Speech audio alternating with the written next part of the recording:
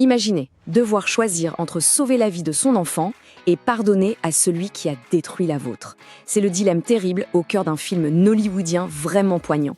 C'est une histoire de secret, de traumatisme et de la quête quasi impossible du pardon. Allez, on plonge dedans. S'il nous demande de partir, on ira vivre sous un pont. Ces mots, ce sont ceux de Sima, une mère célibataire. Ça nous plonge direct dans le drame. Avec son jeune fils, Jidena, elle est à 2 doigts de se retrouver à la rue. Sa situation est tellement désespérée. Cette phrase dit tout. Elle est vraiment au pied du mur.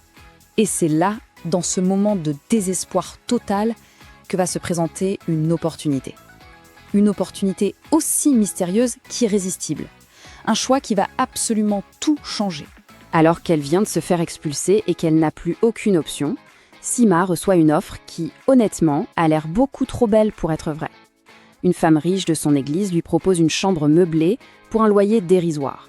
C'est une bouée de sauvetage inespérée, mais vous vous en doutez, elle vient avec un prix caché. Et ce qui semblait être une bénédiction, eh bien ça se transforme très vite en un lieu de contrôle hyper strict et de secrets bien gardés. La tension commence à monter, et pas qu'un peu. La propriétaire impose des règles assez spéciales. Pas de bruit, interdiction de jouer dans la cour, pas de visiteurs, pas d'étrangers, ne jamais, au grand jamais, entrer dans la maison principale. Et surtout, la règle la plus bizarre, ignorer tous les bruits qui pourraient venir de cette maison. Ah, et toujours garder le portail verrouillé. L'ambiance devient tout de suite pesante, non? Et évidemment, Sima et son fils commencent à entendre des bruits étranges la nuit, une sorte de voix dans la pièce qui vient de cette fameuse maison interdite. D'un coup, les avertissements de la propriétaire prennent une tournure beaucoup plus inquiétante. Alors, la question devient inévitable. Mais qu'est-ce que la propriétaire peut bien cacher dans cette maison? Le mystère est total. On arrive maintenant au point culminant de l'histoire. Le moment où le passé et le présent vont entrer en collision. Et de manière extrêmement violente. Pour bien comprendre l'ampleur du choc qui arrive, il faut savoir une chose sur Sima. Il y a des années, elle a été agressée. De cette agression, elle est tombée enceinte de Jidena. C'est un traumatisme qu'elle porte en elle depuis tout ce temps. Et de l'autre côté du secret, il y a la propriétaire. Elle a un fils, Obina. Un homme, disons, perturbé, qui vit reclus. Et elle le garde caché dans la maison principale. C'est lui, la fameuse voix dans la pièce. Et là, la vérité éclate. Et elle est absolument terrifiante. Obina est l'homme qui a agressé Sima des années plus tôt. Ce qui veut dire que Jidena est son fils. À ce moment-là, tout ce qui s'est passé prend un sens nouveau, un sens macabre. Cette révélation, c'est une véritable onde de choc, à la fois émotionnelle et morale. Sima se retrouve face à un choix qui semble juste impossible. On explore ici tout le poids du pardon.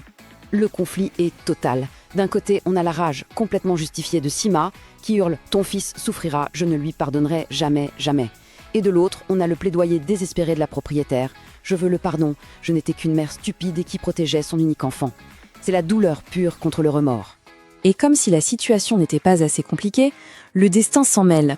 Suite à un accident, Jidena a besoin d'une opération chirurgicale pour survivre. Coût de l'opération, 10 millions de naeras. Une somme que Sima ne pourra jamais réunir toute seule. Ça nous amène au dilemme moral ultime du film. Sima peut-elle, oui ou non, accepter l'aide de la famille qui a détruit sa vie pour sauver celle de son fils? C'est une confrontation inévitable avec son passé pour pouvoir assurer un avenir. Alors, au-delà de cette histoire vraiment poignante, le film explore des thèmes universels. Quelles sont les grandes leçons qu'on peut en tirer? D'abord, la question des conséquences. Le film nous montre de manière saisissante qu'un seul acte de violence ne s'arrête jamais à l'instant où il se produit. Non, il crée des vagues de douleur, des ondulations qui s'étendent sur des années et qui finissent par toucher plusieurs générations. Ensuite, il y a le pardon. Et là-dessus, le film est très nuancé. Il nous dit clairement que le pardon, ce n'est pas une obligation qu'on doit à son agresseur. C'est une décision personnelle, un processus long et complexe pour la personne qui a survécu pour se libérer de la rancœur. Et enfin, l'amour maternel. L'histoire met en parallèle 2 mères, Sima et la propriétaire. Elles sont animées par le même instinct de protection, mais leurs actions sont opposées. L'une protège son fils des conséquences du passé, l'autre protège son fils de son propre passé. Ça nous montre à quel point l'amour d'une mère peut être à la fois féroce et terriblement imparfait. Tout ça nous laisse avec une question finale, assez vertigineuse.